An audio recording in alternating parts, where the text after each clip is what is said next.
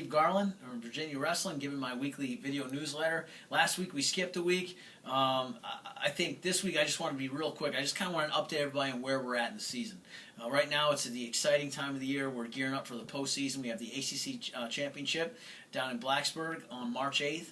And then we have the National Championship, which is March 21st, I believe, is when it starts. Thursday, March 21st. Don't quote me on that, but it's in that ballpark there. And I'll worry about that when it gets there, but that'll be amazing. That'll be in Oklahoma City. So right now, we had an awesome week last week.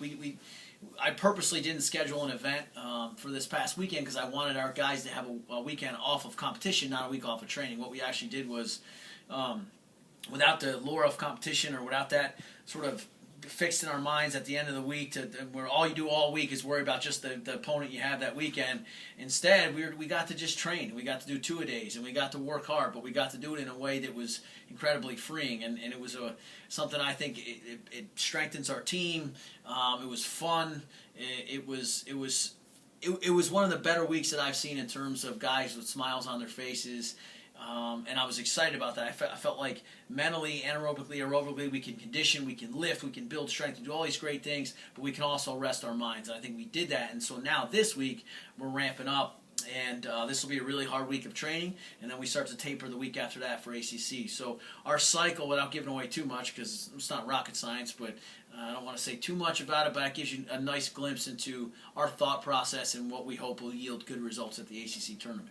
Right now, the ACC lineup for the ACC Championship should look like this, God willing. It would be Nick Herman, Joseph Martinez, Joe Spisak, Gus Sako, Blaze Butler, Nick Solzer, Stephen Doty, John Fauci, Zach Nye, and Ethan Hayes.